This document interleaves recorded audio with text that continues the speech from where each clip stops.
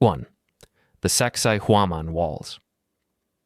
In 1968, during a routine archaeological survey of the Saxa Huaman fortress complex outside Cusco, Peru, engineer Jean-Pierre Protzen attempted to replicate the Inca stoneworking techniques that supposedly created the massive walls. Using only the tools available to the Inca, copper chisels, river stones, and sand as abrasive, he managed to shape small blocks after weeks of continuous labor. But the largest stones at Saxa Huaman weigh over 120 tons and fit together with tolerances measured in fractions of millimeters. The precision is inhuman. Blocks carved with dozens of angles, some featuring 12 interlocking sides, fit together so tightly that not even a razor blade can slip between them. No mortar was used. The joints are so precise that they have survived centuries of earthquakes that leveled modern buildings around them. Protzen's experiments revealed a disturbing truth. The techniques that historians claim the Inca used to shape these stones would have required thousands of workers laboring for decades to produce even a single wall segment. Yet Saxa Huaman contains thousands of these megalithic blocks, arranged in zigzagging ramparts extending over 1,000 feet. When Protzen published his findings in 1985, suggesting that the conventional explanation was physically impossible, his work received minimal attention from mainstream archaeology. Requests to conduct further metallurgical analysis of tool marks on the stones were denied by Peruvian authorities, who cited preservation concerns. In 1993, a team of Japanese engineers attempted to move and position stones similar in size to those at Saxa Huaman using wooden rollers, ropes, and hundreds of workers. After weeks of effort, they succeeded in moving a single stone less than 100 feet. When asked how the Inca could have transported stones weighing over 100 tons up steep mountain terrain without wheels or draft animals, the lead engineer admitted it seemed impossible with ancient technology. Independent researchers who examined the wall surfaces in the early 2000s reported finding evidence of vitrification, a glass-like surface layer that forms only under extreme heat, suggesting the stones may have been shaped using technology capable of partially melting granite. Samples collected from these surfaces were sent for laboratory analysis, and the results were never published. According to leaked correspondence between the research team and the Peruvian Ministry of Culture, officials requested that all findings be submitted for governmental review before publication. The review process has continued for over 2 decades. By 2010, academic discussion of alternative construction methods for Saxa Huaman had effectively ceased. Textbooks continued to describe Inca stoneworking using copper tools and patience, despite experimental archaeology proving this explanation inadequate. If the conventional explanation is accurate, why suppress independent research? Why deny analysis of tool marks and surface anomalies? And if the Inca did not build these walls, then who possessed the technology to shape and move 100-ton stones with mathematical precision 15,000 feet above sea level? 2. The ulfberht Viking swords. In 1832, a corroded iron sword was recovered from a 9th century Viking burial site in Norway. When metallurgists examined the blade's composition decades later, they discovered something impossible. The steel contained carbon levels only achievable through industrial processes developed in the 19th century, nearly 1,000 years after the sword was forged. The blade bore the inscription plus V LFBERH plus T inlaid in the metal, a signature appearing on approximately 170 swords discovered across northern Europe, all dating between 800 and 1000 CE. These weren't ordinary weapons. Ulfberht swords were lighter, stronger, and more flexible than any contemporary blade, forged from crucible steel with a carbon content of 1.2%. Creating this steel requires temperatures exceeding 3,000 degrees Fahrenheit and precise control of carbon diffusion, techniques modern metallurgy didn't achieve until the Industrial Revolution. Medieval European furnaces couldn't reach half that temperature. In 2008, blacksmith Richard Furrer attempted to recreate an Ulfberht sword using period-appropriate technology. After years of experimentation, he succeeded in producing a blade of comparable quality, but only by using modern metallurgical knowledge to manipulate every variable. Without that knowledge, he admitted, creating such steel would be impossible. The mystery deepened when researchers discovered the source of the steel. Isotopic analysis suggested the crucible steel originated from regions over 2,000 miles away, possibly Afghanistan or India. This meant Viking smiths somehow acquired steel from the other side of the world a full century before the Crusades opened eastern trade routes, and possessed knowledge to work it that wouldn't be rediscovered for a millennium. When Dr. Alan Williams, a leading metallurgist, published findings in 2012 suggesting the ulfberht technology represented a technological anomaly inconsistent with the historical timeline, his research funding was redirected. Follow-up studies exploring potential trading networks capable of supplying this steel were denied approval. museums holding ulfberht swords have repeatedly denied requests for comprehensive metallurgical testing, citing artifact preservation. The few samples analyzed show carbon content and slag removal so advanced that modern metallurgists struggle to explain how it was achieved without electric furnaces and controlled atmospheres. In 2017, a documentary team attempted to trace the steel's origin through isotopic fingerprinting. Authorities in multiple countries denied access to sword specimens. The project was abandoned. The official explanation remains that Vikings acquired the steel through unknown trade routes and possessed sophisticated smelting knowledge that was somehow completely lost.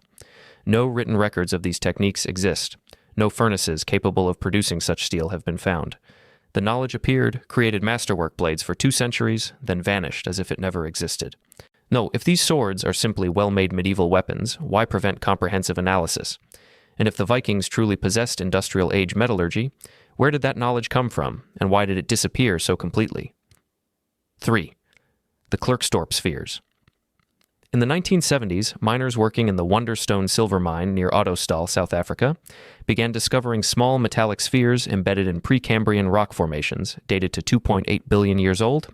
The objects, measuring 1 to 4 inches in diameter, appeared perfectly spherical, with 3 parallel grooves encircling their equators. Over 200 spheres have been recovered, composed of nickel-steel alloy that does not occur naturally. Some are hollow, others solid. All exhibit the same grooved pattern. Rolf Marx, curator of the Klerksdorp Museum, reported in 1982 that one sphere, balanced on a flat surface, rotated on its axis with no external force. The rotation continued for weeks. Geologists confirmed they were located in mineral deposits formed nearly 3 billion years ago, long before complex life existed on Earth.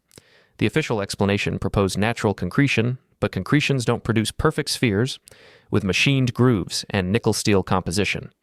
In 1996, when researchers requested permission for chemical analysis to determine internal structure, South African mining authorities restricted access. New finds were required to be surrendered to governmental custody. Dr. Johan Heine noted the sphere's hardness exceeded any known natural mineral. Diamond tools produced minimal effects on the surface. This hardness, combined with age, suggested they should not exist. Academic journals rejected Heine's findings, suggesting artificial origin without peer review, stating conclusions were inconsistent with geological timelines. Museums reclassified them as natural mineral formations. The Klerksdorp Museum removed detailed information about anomalous properties in 2008. Displays now describe them as geological curiosities, omitting mention of grooves, composition, or rotation. Carbon dating and isotopic analysis attempts have been consistently blocked. Specimens in private collections are considered too valuable for destructive testing. If these are natural formations, why restrict access and suppress research? And if they're artificial, then someone was shaping metal into perfect spheres 3 billion years before humans existed. 4. The Dropa stones. In 1938, archaeologist Chipu Te led an expedition into the Bayan Kara Ula Mountains on the China-Tibet border. Inside a series of caves, his team discovered hundreds of stone discs, each approximately 9 inches in diameter with a perfectly circular hole in the center. Fine spiral grooves covered both sides of each disc, resembling ancient phonograph records. Closer examination revealed that the grooves were not decorative. They contained microscopic hieroglyphic characters, so small they required magnification to read. The caves also contained pictographs of beings with elongated heads and depictions of the sun, moon, and stars connected by dotted lines. The team excavated 716 discs from the caves, all along with skeletal remains of beings approximately 4 feet tall with disproportionately large skulls. The bones showed no evidence of known genetic disorders that cause dwarfism, suggesting a distinct population. For over 2 decades, the discs were stored in Beijing, ignored by Chinese authorities. Then, in 1962, Professor Tsum Nui of the Beijing Academy of Ancient Studies announced he had deciphered the hieroglyphs. According to his translation, the inscriptions described a spacecraft that crashed 12,000 years ago. The survivors, called dropa, were unable to repair their craft and integrated with local mountain tribes. The announcement was met with immediate ridicule from the Chinese scientific establishment. Tsum's findings were declared fraudulent. His research was confiscated, and he was expelled from the academy. He fled to Japan, where he died in 1965 under circumstances never fully explained. In 1968, Soviet scientist Dr. Vyacheslav Syzev obtained several discs for analysis.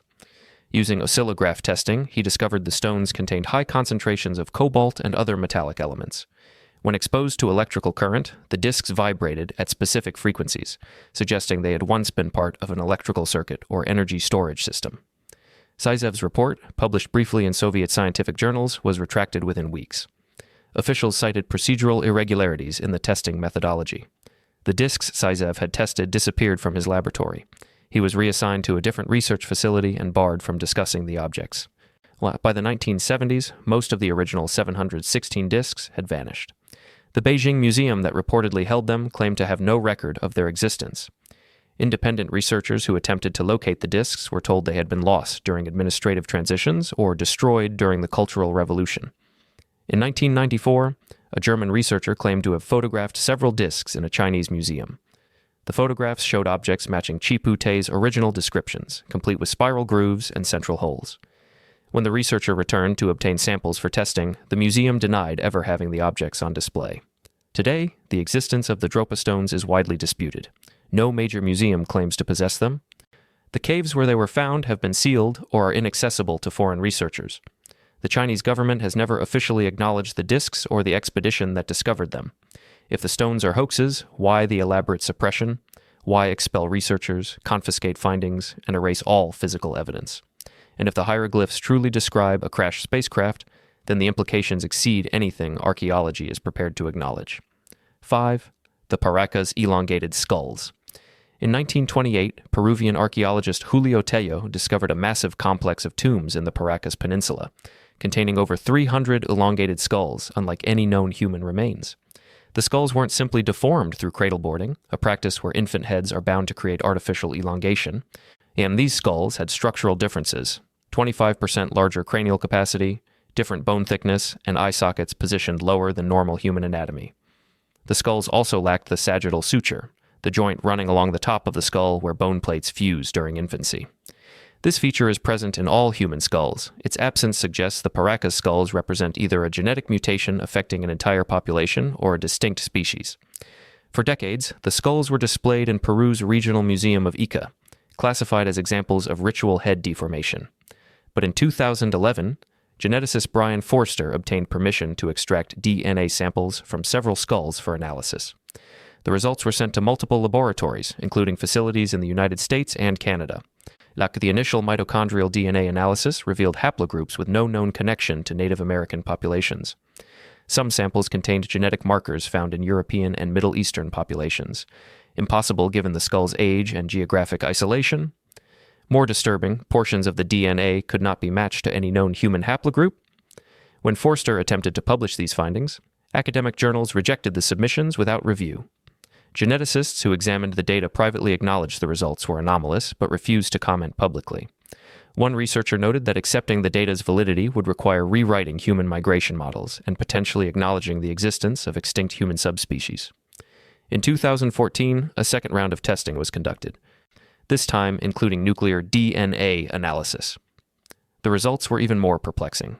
Genetic markers suggested the skull's owners had red hair and European features, yet carbon dating placed them between 2,000 and 3,000 years old, long before European contact with South America. Peruvian authorities responded by restricting access to the skulls. Export permits for additional samples were denied.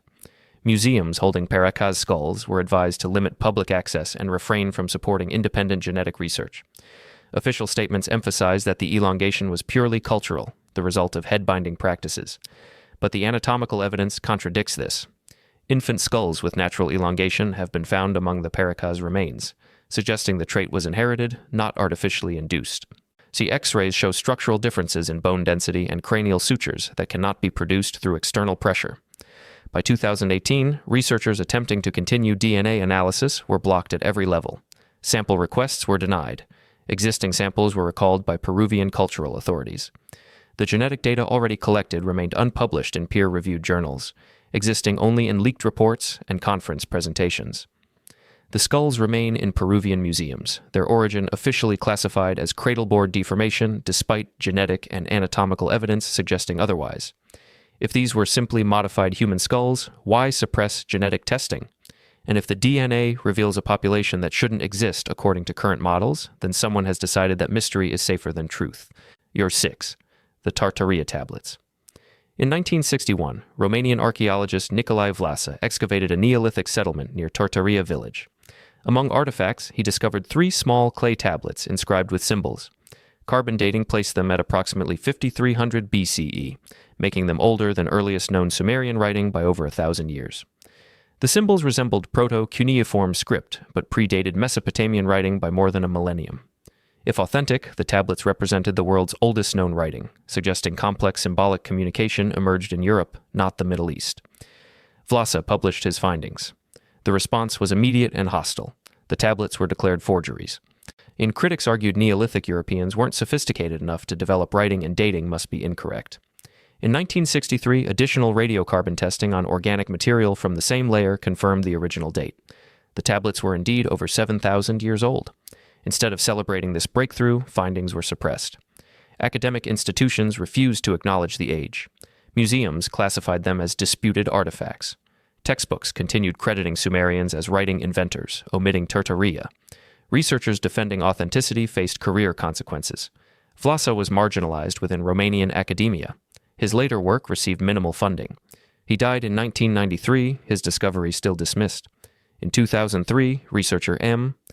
Harman compared Tartaria symbols with Proto-Sumerian and Indus Valley scripts, finding striking similarities suggesting cultural connections millennia before known trade networks. Her findings were rejected by every major archaeology journal. The tablets remain in the National Museum of Transylvanian History in Cluj-Napoca, Romania. Requests for comprehensive modern analysis have been repeatedly denied, citing preservation concerns and budgetary constraints. In 2015, when a documentary team attempted to film the tablets, they were denied access. Museum administrators stated the tablets were undergoing conservation, a process continuing for over a decade. If the Tartaria tablets are forgeries, modern analysis would prove it. If authentic, they demolish the narrative that civilization began in Mesopotamia. So the refusal to test them suggests someone prefers uncertainty to answers. 7. The Plain of Jars. Across the Changkwang Plateau in northern Laos, thousands of massive stone jars are scattered in clusters, ranging from 3 to 10 feet tall and weighing up to 14 tons. Carved from solid rock, the jars appear shaped with advanced tools, their interiors hollowed with remarkable precision. No one knows who made them, when, or why. French archaeologist Madeleine Colani studied the jars in the 1930s, proposing ancient funeral use. But her theory didn't explain the jar's size, distribution, or extraordinary effort required to carve them from single pieces of stone and transport them across mountains. During the Vietnam War, the Plain of Jars became one of Earth's most heavily bombed areas. American forces dropped over 260 million cluster bombs on Laos, many targeting jar sites. Entire clusters were destroyed. The region remains heavily contaminated with unexploded ordnance, making archaeological work extraordinarily dangerous. In the 1990s, researchers attempted to resume studying the jars. Ground-penetrating radar revealed many had been deliberately buried, suggesting purpose beyond simple storage. Some contained human remains, but most were empty, original contents removed or decomposed. Dr. Dougal O'Reilly led an Australian team to the plain in 2005. Using modern surveys, they discovered over 60 new jar sites, bringing the total to 90 locations containing over 3,000 jars. But Lao authorities restricted access to many sites, while claiming unexploded bomb safety concerns. When O'Reilly requested permission to excavate beneath jars or use ground-penetrating radar across multiple sites, permits were denied. Research that was permitted focused on surface documentation, providing no insight into origins or function. Analysis in 2016 revealed jars were carved from rock quarries miles away. Transporting multi-ton boulders across rugged terrain without wheels or draft animals would have required sophisticated engineering. No evidence of roads, ramps, or lifting equipment has been found. Isotopic analysis to determine exact quarry sources has been repeatedly blocked.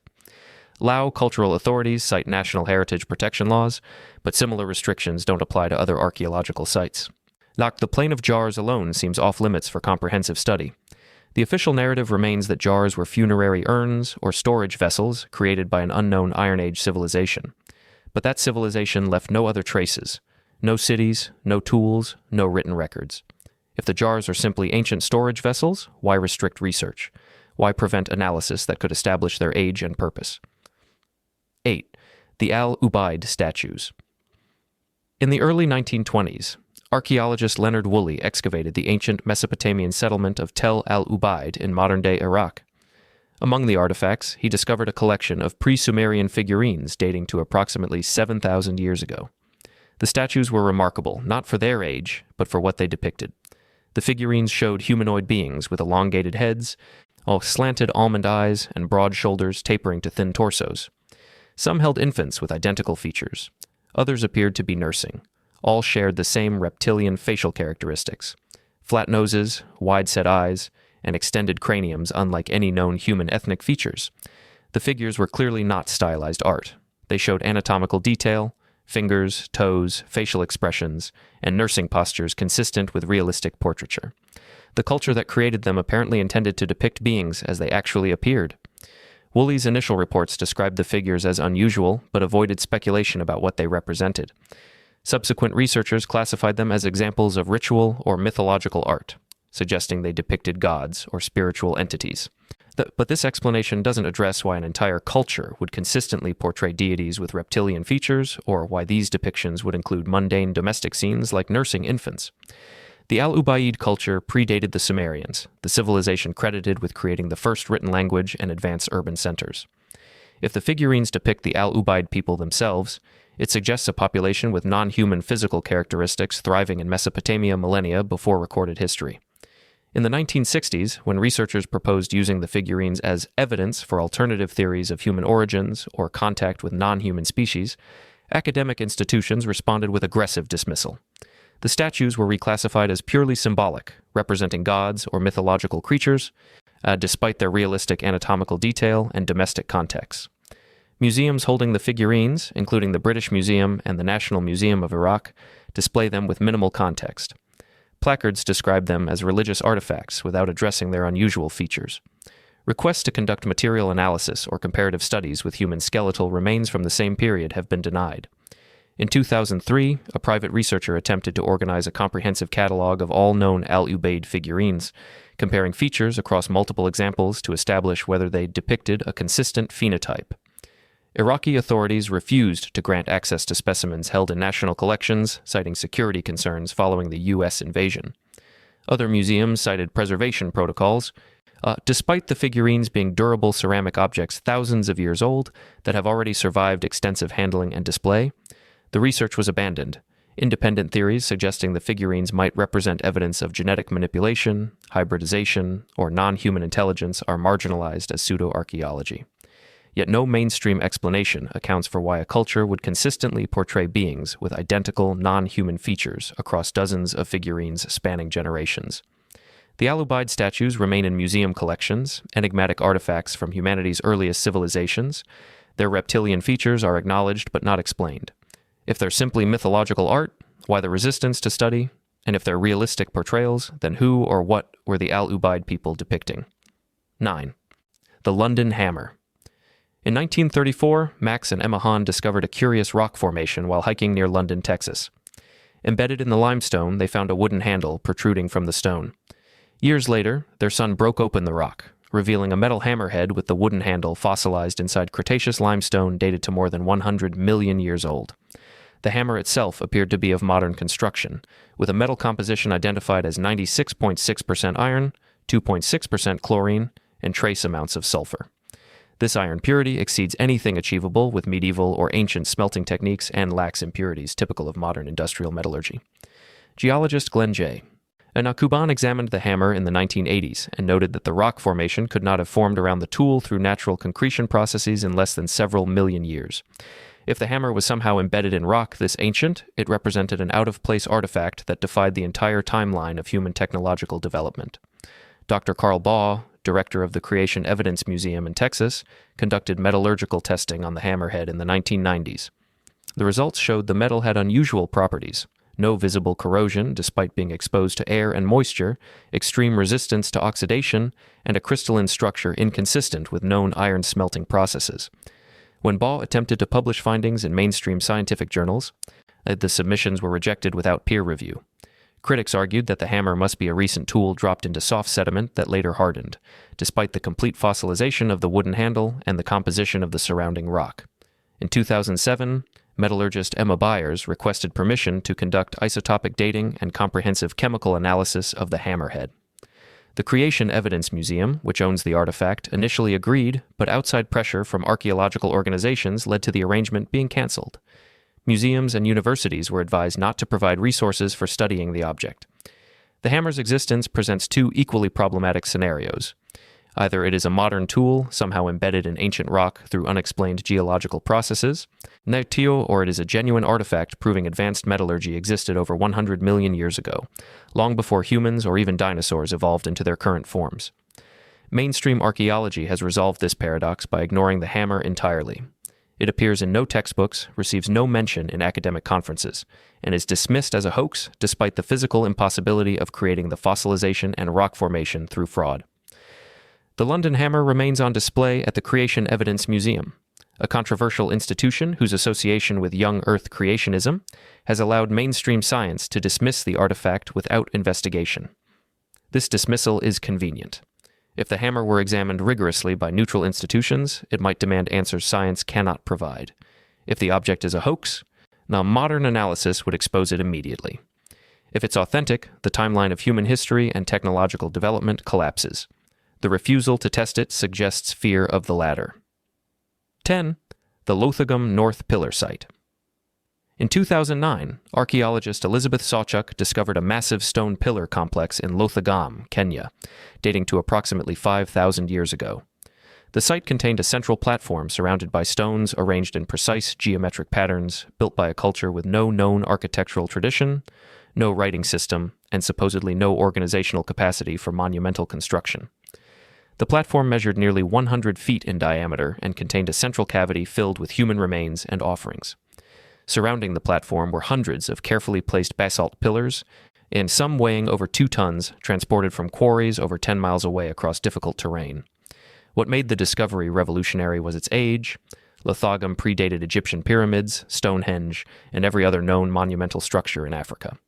It suggested that complex societies capable of large-scale construction existed thousands of years earlier than archaeological models predicted, and in regions considered primitive backwaters during that era.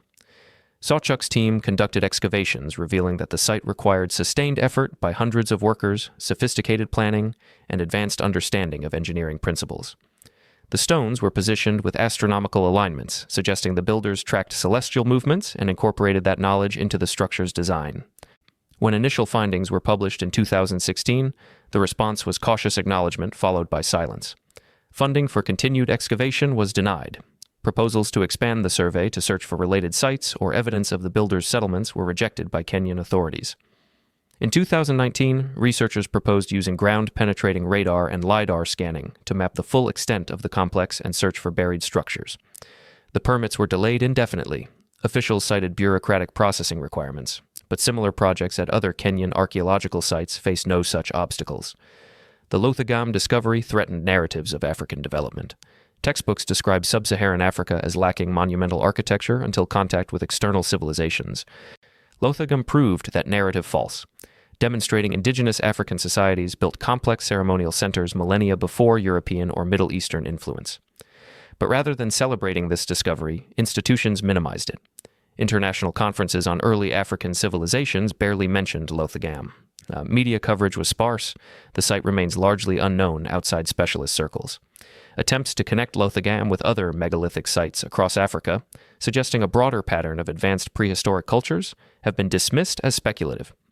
Researchers proposing such connections find their work excluded from major journals and conferences.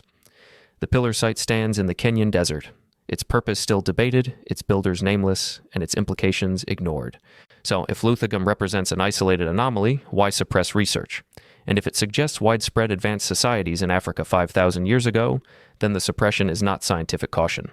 It is preservation of a preferred historical narrative. Conclusion. These 10 artifacts do not form a random collection of archaeological curiosities. They reveal a systematic pattern of suppression, a coordinated effort to maintain historical narratives by ignoring, dismissing, or burying evidence that contradicts accepted timelines.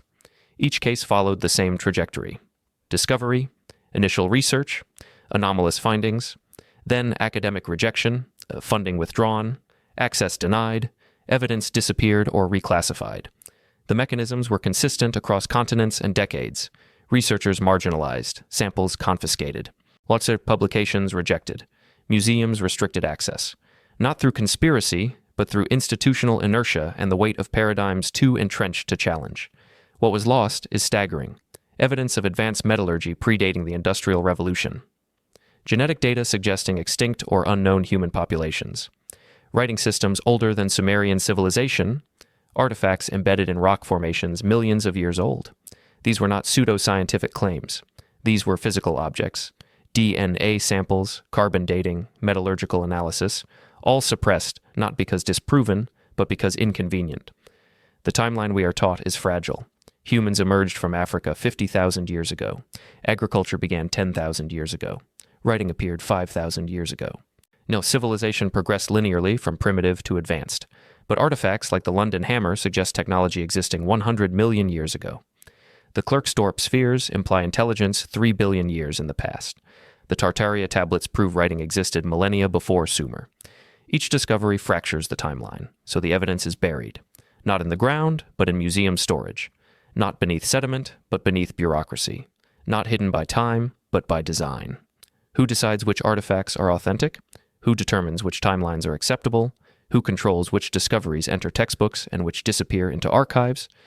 And the most unsettling question, if these 10 mysteries were deemed too dangerous to investigate, how many others have been found, studied briefly, then locked away before the public ever knew they existed?